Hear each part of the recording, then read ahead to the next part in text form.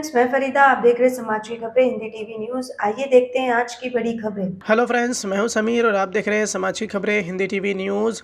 भांडुप सोनापुर में ननंद और देवर ने भाभी को जिंदा जलाया। पुलिस ने किया दोनों को गिरफ्तार। इलाज के दौरान भाभी की अस्पताल में हुई मौत।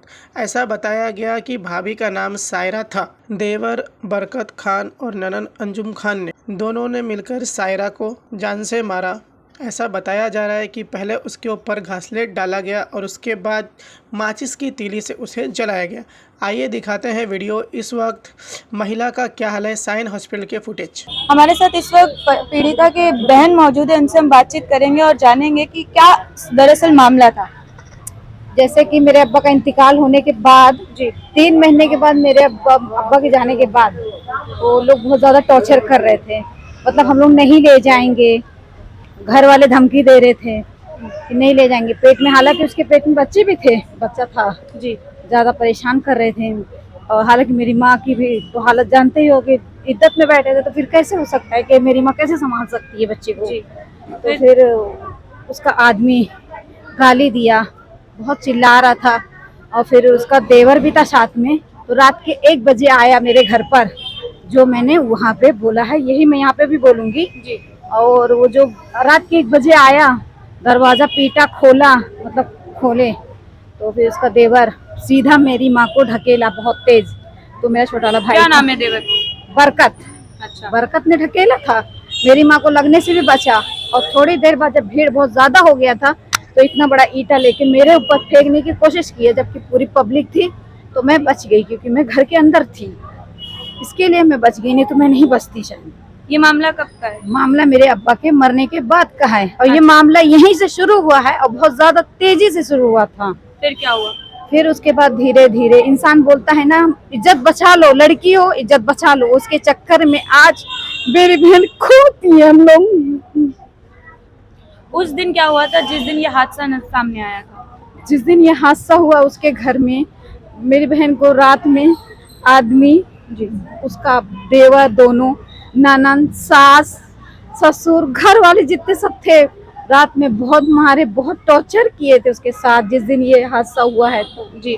और फिर सुबह के टाइम 8 की 9 बजे उसको फिर जला दिया गया था।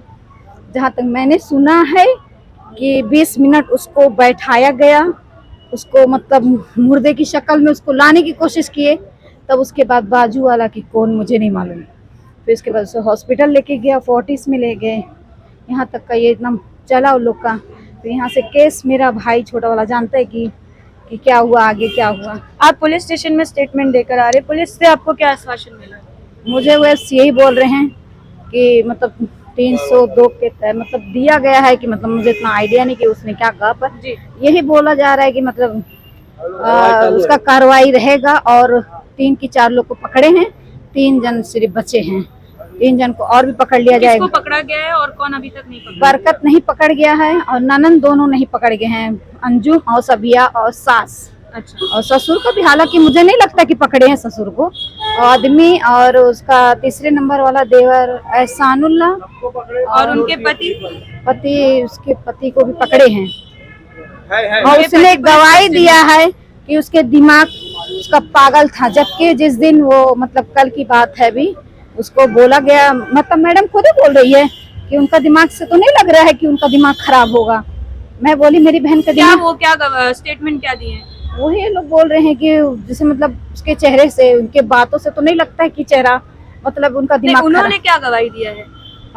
हाँ, वो आदमी बोल रहा है कि उसके दिमाग का मतलब प्रॉब्लम चल रहा था, इसको कोई बीमारी थी शायद, घर वाले भी बोल रहे हैं। और जबकि डॉक्टर मैडम बोल रही थी अभी, जिससे भी हमसे बात करके हुआ है ना, मैडम बोल रही है कि मतलब उसके बातों से तो नहीं लगता है कि वो पागल होगी।